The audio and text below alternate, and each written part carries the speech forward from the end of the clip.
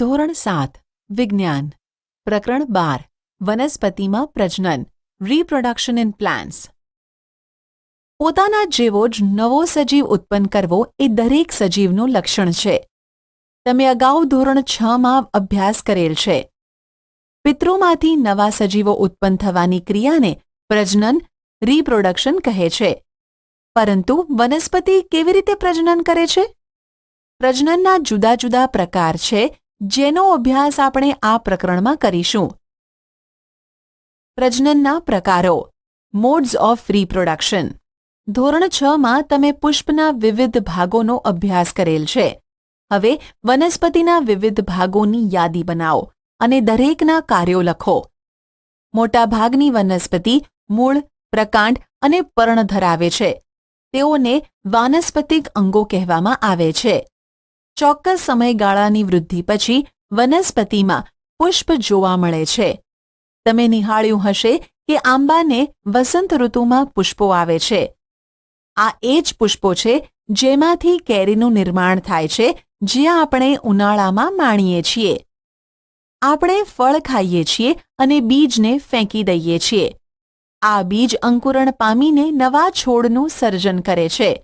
આમ વનસ્પતિમાં પુષ્પનું કાર્ય શું છે? પુષ્પો વનસ્પતિમાં પ્રજનનનું કાર્ય કરે છે. પુષ્પો એ વનસ્પતિના પ્રજનનિક ભાગ છે. પુષ્પમાં કાં તો નર ભાગ કે માદા ભાગ અથવા બંને નર અને માદા ભાગ જોવા મળે છે. વનસ્પતિ વિવિધ રીતે તેમના બાળ છોડ ઉત્પન્ન કરે છે. તે મુખ્યત્વે બે રીતોમાં વહેંચાયેલ છે. 1. અલિંગી. 2. લિંગી પ્રજનન. અલિંગી પ્રજનનમાં વનસ્પતિ બીજ વિના નવો છોડ ઉત્પન્ન કરે છે, જ્યારે લિંગી પ્રજનનમાં નવો છોડ બીજમાંથી મેળવાય છે. પહેલીએ વિચાર્યું કે નવા છોડ હંમેશા બીજમાંથી ઉદ્ભવે છે, પરંતુ તેણે ક્યારેય શેરડી, બટાટા કે ગુલાબના બીજ જોયા નથી. તે જાણવા ઈચ્છે છે કે આ વનસ્પતિઓમાં પ્રજનન કેવી રીતે થાય છે. વાનસ્પતિક પ્રજનન વેજીટેટિવ પ્રોપોગેશન. આ એક પ્રકારનું અલિંગી પ્રજનન છે, જેમાં નવો છોડ એ મૂળ, પ્રકાંડ, પર્ણ અને કલિકામાંથી ઉત્પન્ન થાય છે. અહીં પ્રજનન એ વનસ્પતિના ભાગો દ્વારા થતું હોવાથી તેને વાનસ્પતિક પ્રજનન કહે છે. પ્રવૃત્તિ 12.1. ગુલાબ અને ચંપાની ડાળીને ગાંઠથી કાપો. આ ટુકડાને કલમ કહેવાય છે. આ કલમને જમીનમાં દાટો. ગાંઠ એ પ્રકાંડ કે ડાળીઓ એ ભાગ છે જેમાંથી પર્ણ ઉદ્ભવે છે. આ કલમને રોજ પાણી આપો અને તેની વૃદ્ધિ નોંધો. મૂળને બહાર આવતા અને પર્ણને ઉગતા કેટલા દિવસ લાગે છે તે નિરીક્ષણ કરી અને નોંધો.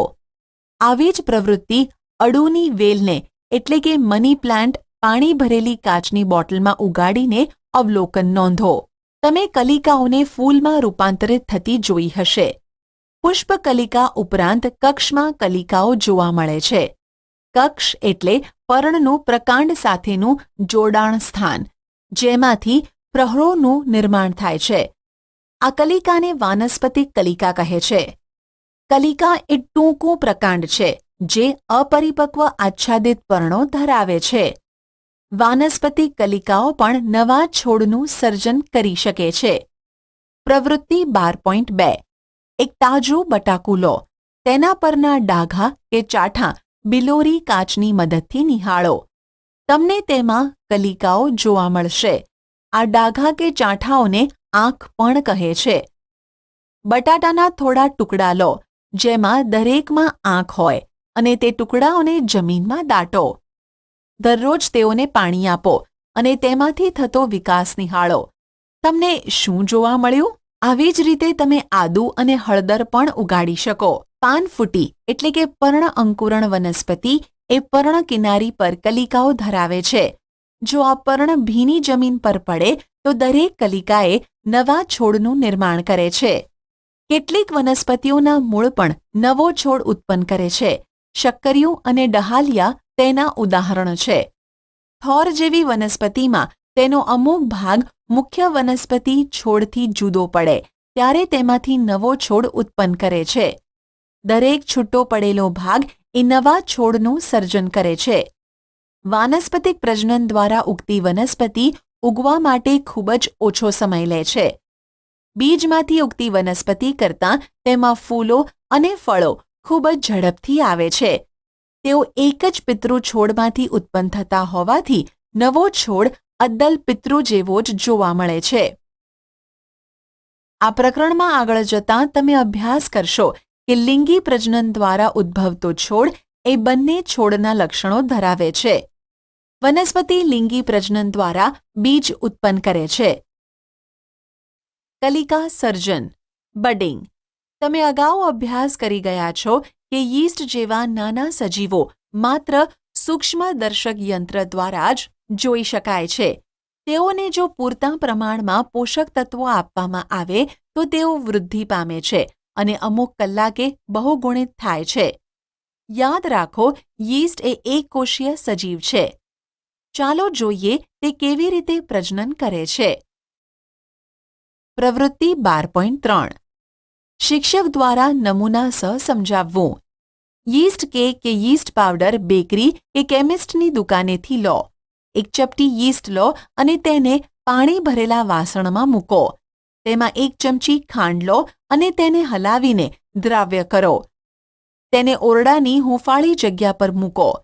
1 કલાક પછી કાચની સ્લાઇડ પર આ દ્રાવણનું એક ટીપું મૂકો અને સૂક્ષ્મદર્શક યંત્રની મદદથી નિહાળો. તમને શું જોવા મળે છે? તમને યીસ્ટના નવા સર્જાયેલા કોષો જોવા મળશે. યીસ્ટના કોષમાંથી એક નાનું બલ્બ જેવું પ્રલંબન જોવા મળે છે, જેને કલિકા એટલે કે બડ કહે છે. કલિકા ધીરે ધીરે વિકાસ પામે છે અને પિતૃકોષથી અલગ થઈ નવા કોષ તરીકે વિકાસ પામે છે.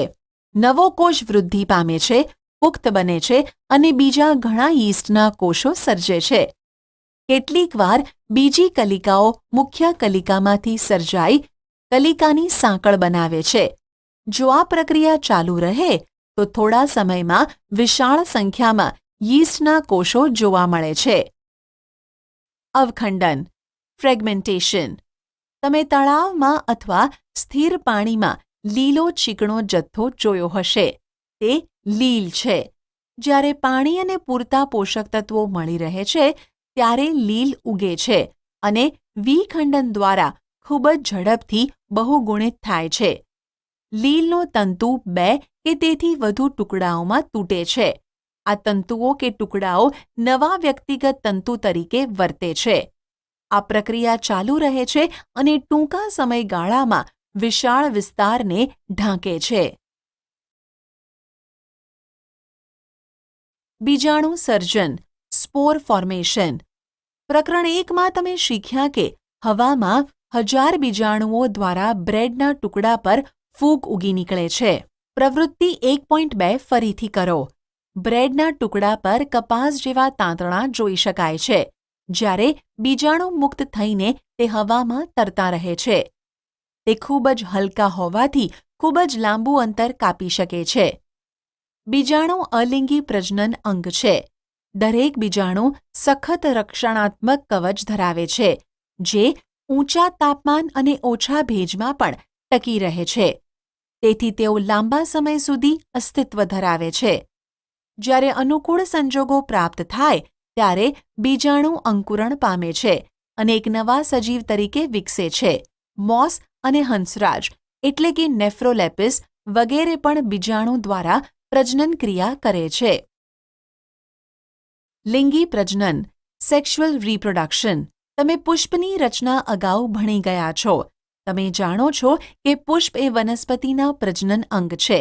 પુંકેસર એ નર પ્રજનન અંગ છે અને સ્ત્રી કેસર એ માદા પ્રજનન અંગ છે. પ્રવૃત્તિ 12.4 એક સરસવ, જાસૂદ કે પેટુનિયાનું પુષ્પ લો અને તેના પ્રજનન અંગો અલગ કરો. તેના પુંકેસર અને સ્ત્રી કેસરનો અભ્યાસ કરો. જે ફૂલો માત્ર સ્ત્રી કેસર અથવા માત્ર પુંકેસર ધરાવે છે તેને એકલિંગી પુષ્પો કહે છે. જે ફૂલો સ્ત્રી કેસર અને પુંકેસર બંને ધરાવે છે તેને દ્વિલિંગી પુષ્પો કહે છે. મકાઈ, પપૈયા અને કાકડી એકલિંગી પુષ્પો ધરાવે છે, જ્યારે સરસવ, ગુલાબ અને પેટુનિયા દ્વિલિંગી પુષ્પો ધરાવે છે. બંને નર અને માદા એકલિંગી પુષ્પો એક જ અથવા જુદા જુદા છોડ પર હોઈ શકે છે. શું તમે પરાગાશય અને પુંકેસરના તંતુને ઓળખી શકો છો? પરાગાશય પરાગરજ ધરાવે છે, જે નરજન્યુઓ ઉત્પન્ન કરે છે. સ્ત્રીકેસર એ પરાગાસન, પરાગવાહિની અને અંડાશય ધરાવે છે. અંડાશય એક કે વધુ અંડકો ધરાવે છે. માદાજન્યુ અથવા અંડકોષ અંડકમાં ઉત્પન્ન થાય છે. લિંગી પ્રજનનમાં એક નરજન્યુ અને એક માદાજન્યુ ભેગા મળીને એક ફલિતાંડ બનાવે છે. બુજોને જાણવું છે કે નરજન્યુ જે પરાગરજમાંથી નીકળે છે તે અંડકમાં આવેલા માદાજન્યુ એટલે કે અંડકોષ સુધી કેવી રીતે પહોંચે છે. સાચો જવાબ પસંદ કરી યોગ્ય જગ્યાએ ડ્રેગ એન્ડ ડ્રોપ કરો. પરાગનયન, પોલિનેશન. સામાન્ય રીતે પરાગરજ સખત રક્ષણાત્મક કવચ ધરાવે છે, જે તેને સુકાઈ જતાં અટકાવે છે. પરાગરજ હલકી હોવાને કારણે તે સરળતાથી પવન અથવા પાણી દ્વારા વહન પામે છે. જીવજંતુઓ પુષ્પની મુલાકાત લે છે અને તેઓના શરીર પર પરાગરજ લઈને જાય છે.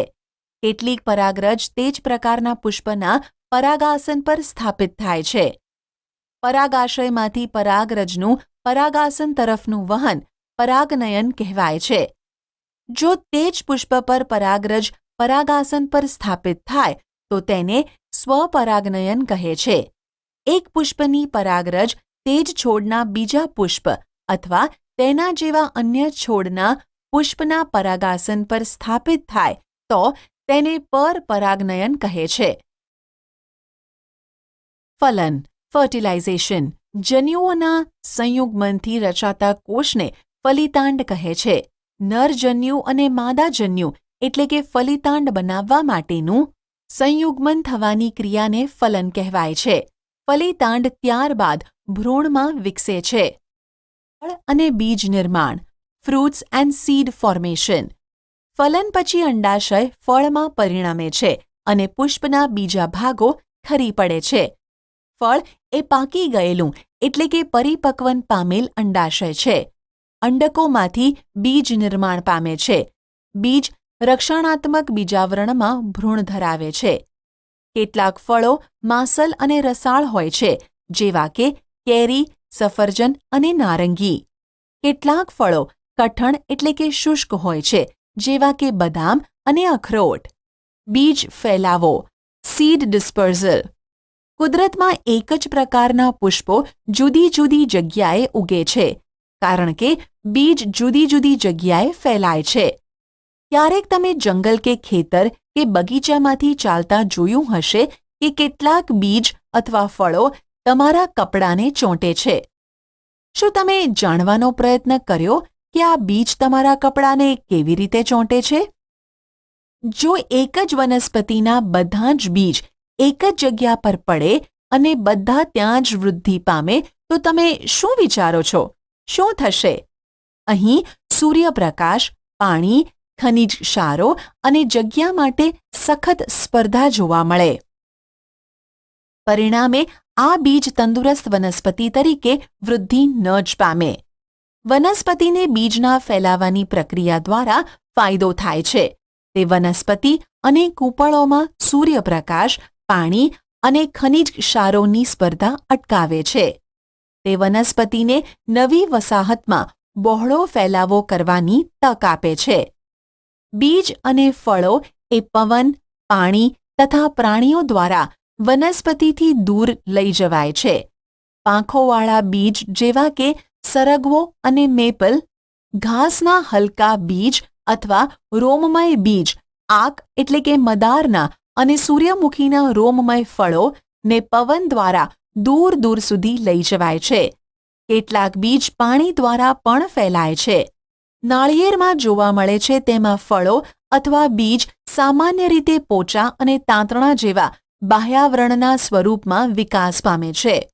કેટલાક બીજ પ્રાણીઓ દ્વારા ફેલાય છે, ખાસ કરીને જેમાં બીજ કાંટાળા હોય અને હૂક જેવી રચના ધરાવે, જે પ્રાણીઓના શરીર સાથે જોડાઈને દૂરના સ્થળો સુધી જાય છે. ઉદાહરણ ગાડરિયું, ઝેન્થિયમ અને યુરેના. કેટલાક બીજનું વિકરણ ત્યારે જ થાય છે જ્યારે ફળ ઝટકાથી ફૂટે છે.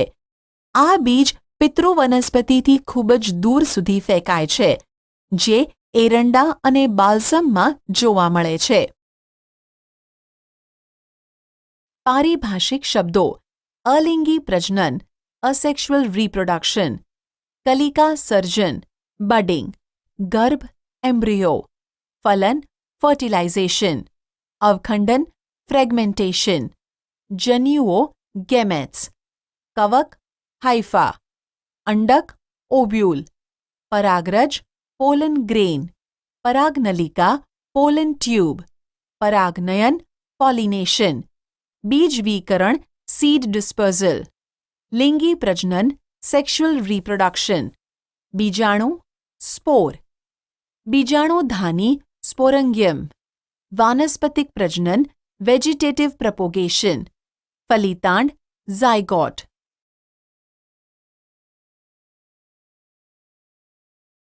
તમે શું શીખ્યા? બધા જ પ્રકારના સજીવો બહુગુણિત થાય છે અને તેમના જેવા જ સજીવો ઉત્પન્ન કરે છે.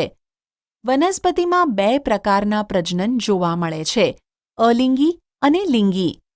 અલિંગી પ્રજનનની વિવિધ પદ્ધતિઓ છે, જેવી કે અવખંડન, કલિકા સર્જન, બીજાણુ સર્જન અને વાનસ્પતિક પ્રજનન. લિંગી પ્રજનનમાં નર અને માદા પુંજિયાઓના ફલનની પ્રક્રિયાને સમાવિષ્ટ છે. વાનસ્પતિક પ્રજનનમાં વનસ્પતિના વાનસ્પતિક ભાગો જેવા કે મૂળ, પ્રકાંડ અને પર્ણ જેવા જુદા જુદા ભાગોમાંથી નવો છોડ ઉદ્ભવે છે. પુષ્પ એ વનસ્પતિનું પ્રજનન અંગ છે. પુષ્પ એ એકલિંગી હોઈ શકે, જેમાં કાં તો નર પ્રજનન ભાગ અથવા તો માદા પ્રજનન ભાગ હોઈ શકે.